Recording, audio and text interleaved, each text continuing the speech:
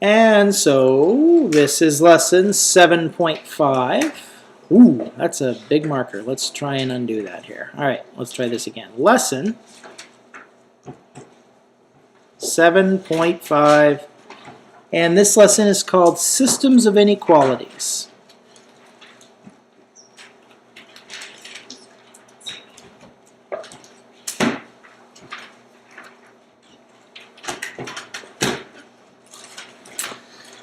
Okay,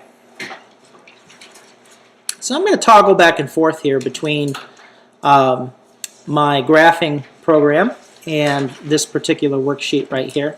So what I want to do is let's just go to the desktop background, and I don't think I really want that to show, so I'll just clear that out for right now. Okay, let's go back to my desktop background, and what I want to do here, Kate, is I want to graph what x greater than 3 looks like. X has to be greater than 3. So I'm going to just draw some initial points here. So first of all, what are some numbers that are greater than 3? 4 is greater than 3. But, okay, if I put a point here, is that also greater than 3? In other words, here, what's the ordered pair here? Look at the ordered pair. What's the ordered pair here? 4, 5, right? Now, is the 4 in the ordered pair here greater than 3? Yeah. Does it matter what the y value is? No. So, does this point here satisfy this inequality? Yes, it does. Does this point here satisfy this inequality? No, because what's the x value here? 1. That's exactly right. How about this one? No. But the y value is 8. 8's greater than 3. Why does that not matter?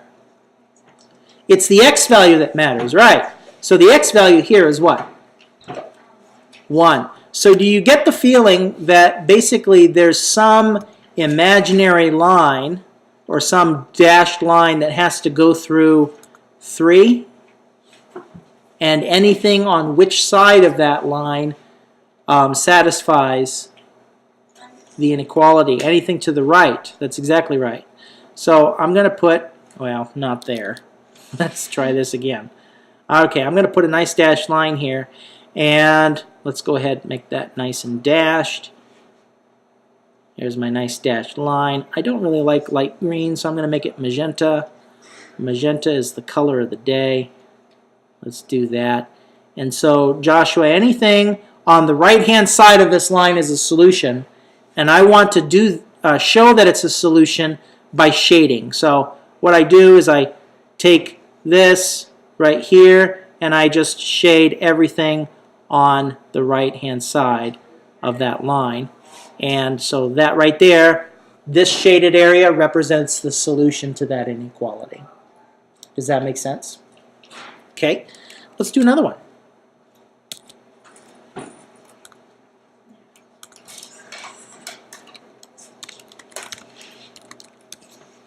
Okay, how about y is less than or equal to 2? Give me some ordered pairs that satisfy this. 0, negative 2, that's correct. All right, how about another one?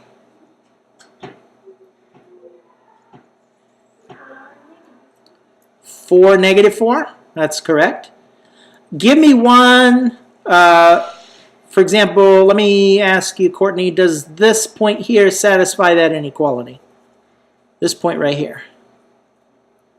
Yeah, it does. What's the x value here? Negative 6. What's the y value? 2, but we're only looking at what value? The y value, right? Is 2 less than or equal to 2?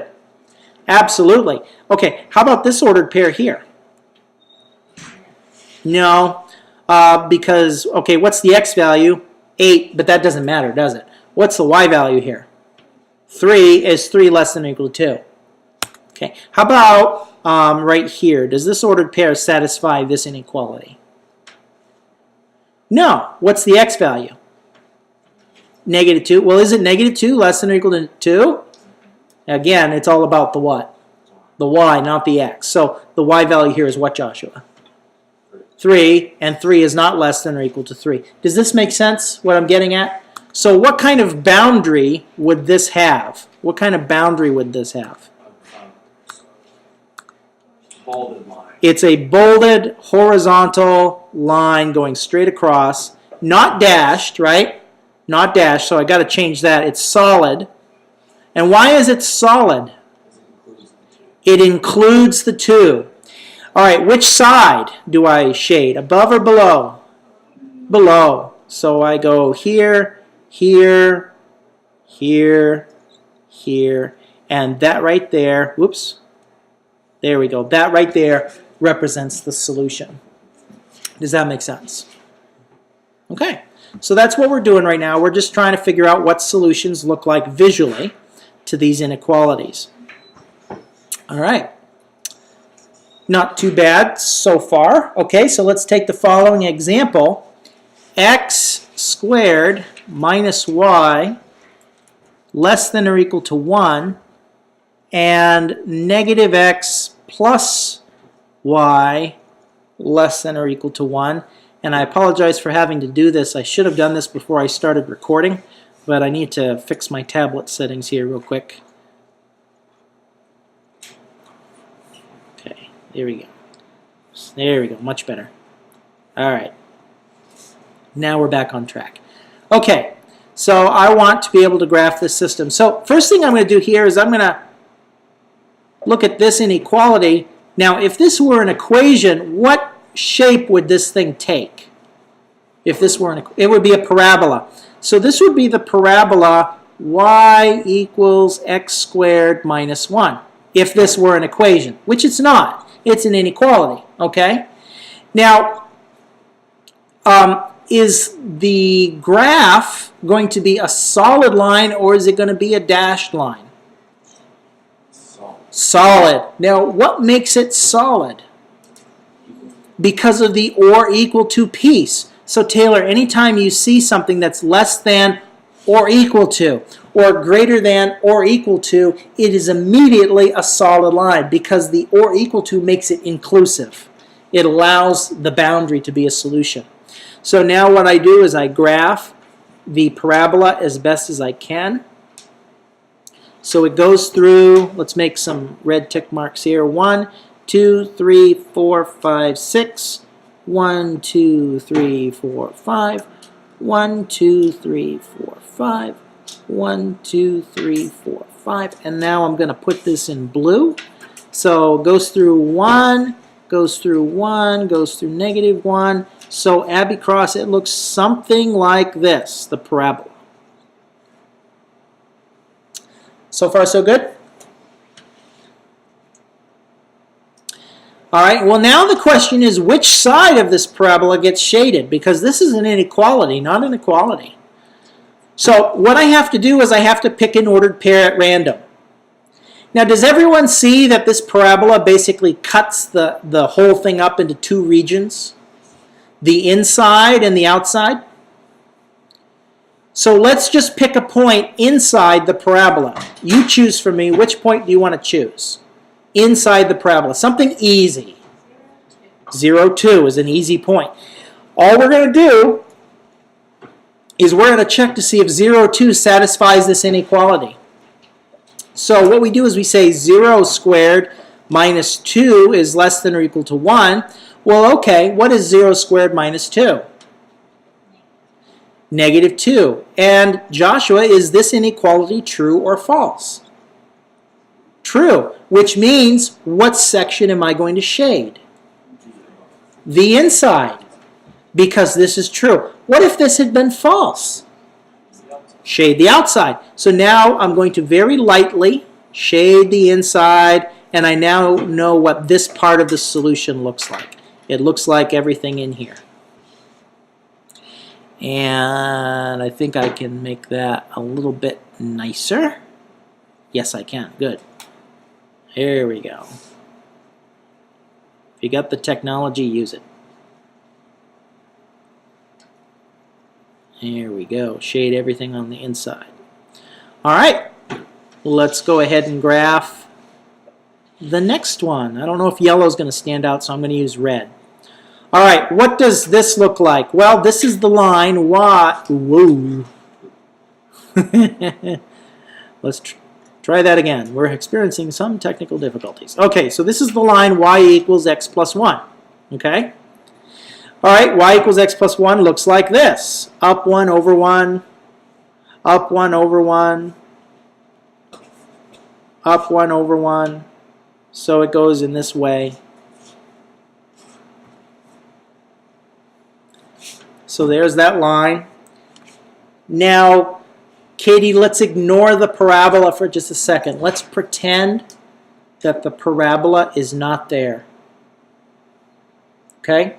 Let's just pretend that it's just the line. Do you see that the line cuts everything up into two regions? Okay, what are those two regions? We would call them above and below. All right, now all you have to do is give me an ordered pair that we're going to choose here. So pick something easy. 0, 0 is a really good one.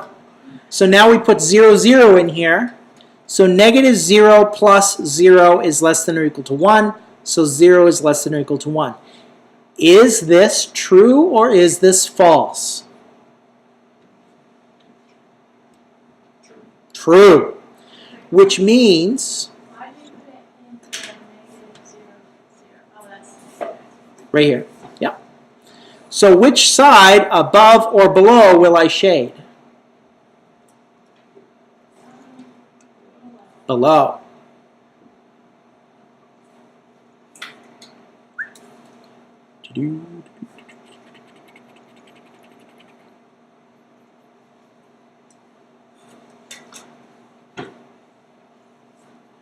But now, I don't want to do that. But now, does everyone see what the solution region is? It's this section. Oh. It's this section right here. This is the solution region. So it's where they overlap.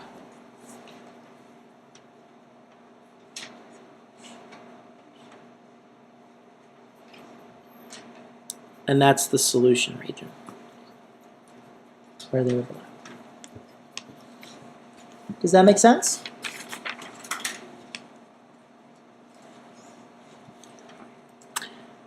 How are we doing so far? Okay. I don't know if yellow is going to stand out on the board, so you tell me, can you see this yellow dot here? Okay, and this yellow dot right here. Okay, and this yellow dot right here. All right, Joshua, these three yellow dots are called the vertices. And I'm going to overwrite this with blue.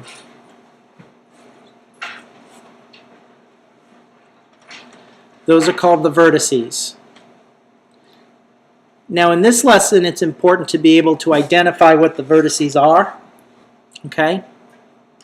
And it's going to become really important, Courtney, for the next lesson, for 7.6, to be able to find the vertices. The vertices are the cornerstone of linear programming. But that's the next lesson, not this one. Okay? All right. Shelley, what ordered pair is this? Right here. 0, negative 1. So that's one of the vertices. Okay, what's this vertex here? 0, negative 1? Nope, that's this one. What's this one? Negative 1, 0. And now we want to know what this one is, so let's not guess, okay?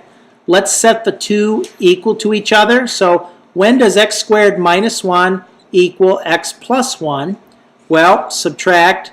This happens when x squared minus x minus 2 equals 0.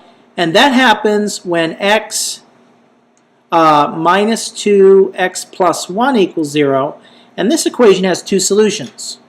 What are the two solutions to this equation? 2 and negative 1. And notice we already have this solution here, right here in this ordered pair, negative 1 comma 0.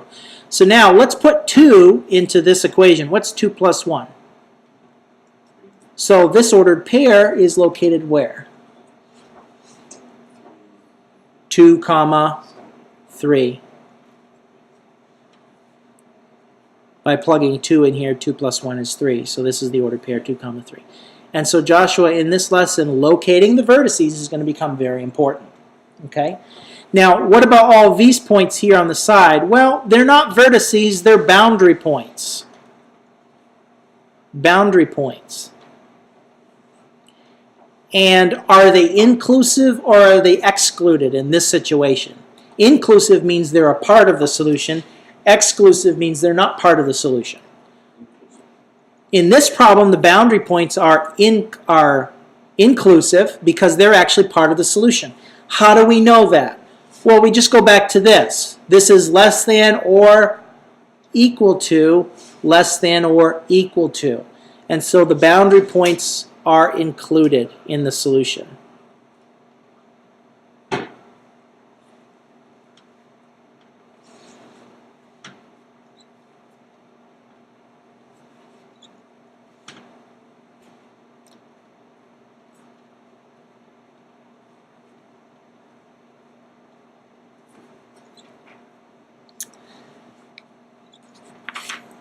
Does that make sense? Yes? Could we do a circle? Could we do a circle? Yes, we can. Can I erase this right here? All right, let's go ahead and export.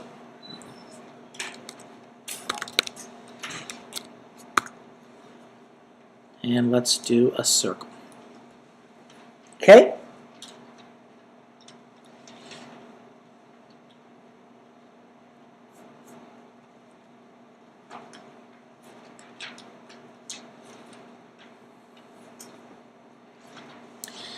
Okay. Well, the standard form for a circle looks like this. X minus h squared, y minus k squared equals radius squared, where h and k, Abby, are the center, and r is the radius of the circle. So we now compare this to this form right here. What is the center of this circle here?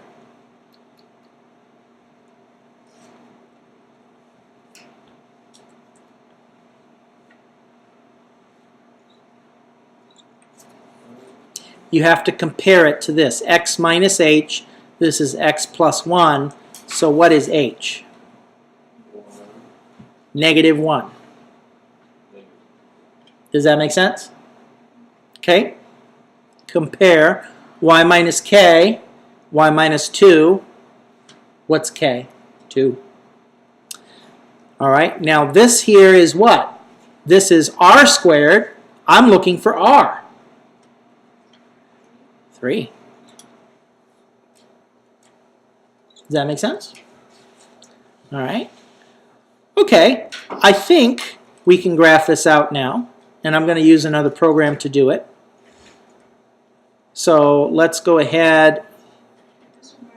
Yes? How do you know, like, when you just look at equations, that you know it's going to be a circle? In that case, it's x squared plus y squared is equal to some positive number. So if you have both the x and the y squared is equal to a positive number, and you're adding them, then you know you have a circle or an ellipse of some kind. But right now, we're just dealing with circles. We're not dealing with ellipses yet, okay?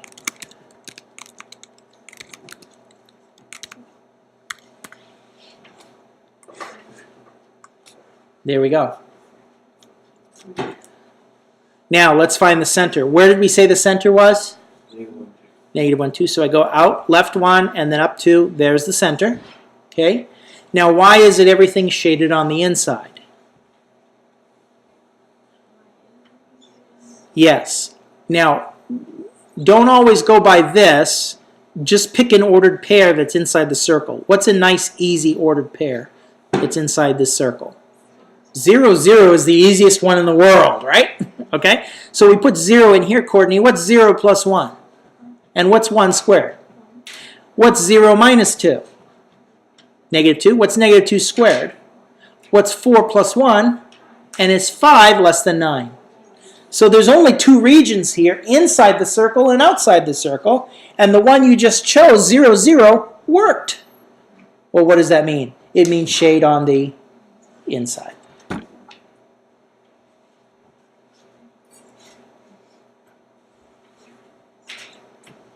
Does that make sense? Now, in this problem, here's the question I have for you. Are there any vertices?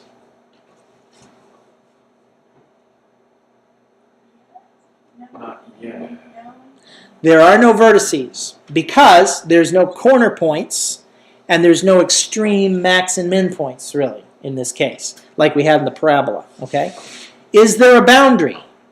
Well, the answer is yes, there is a boundary, okay? But is the boundary inclusive or exclusive? Exclusive. Why? Can you tell me why? It is not allowing 9 as a possibility, right? So that means, what that means, Courtney, is that there's an imaginary dashed line going around this circle here, which says you can't include any ordered pairs on that boundary as a possibility. But anything inside the circle is a possibility. So the imaginary line that goes around this circle is just the boundary of which the boundary has no solutions on it. Okay? But everything inside the boundary is a solution, and anything on the boundary or outside the boundary is not a solution. Does that make sense? Okay. Well, that really is the lesson. There's really nothing more to say. What if we had another circle? Wait, I have a quick question. So, like, how come we do on the line on the vortex that we just did, that those were the vertices? How did we know Yeah, like, on the problem before that those were the vertices? oh, so it's not like where it hits like. This is a corner point here.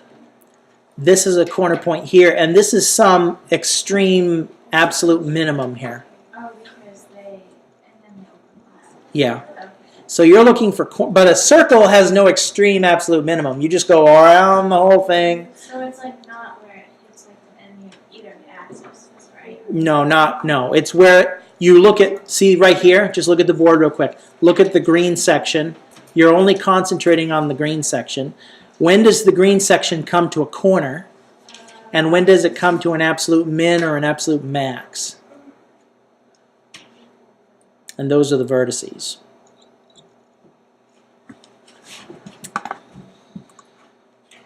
All right, so the homework tonight is page 545, 8 through 20 evens, 38, 40, 46 through 54 evens, and then 76, and this should actually say 78, not 68. I apologize for that. Would we have vertices if we had a second circle? Yes.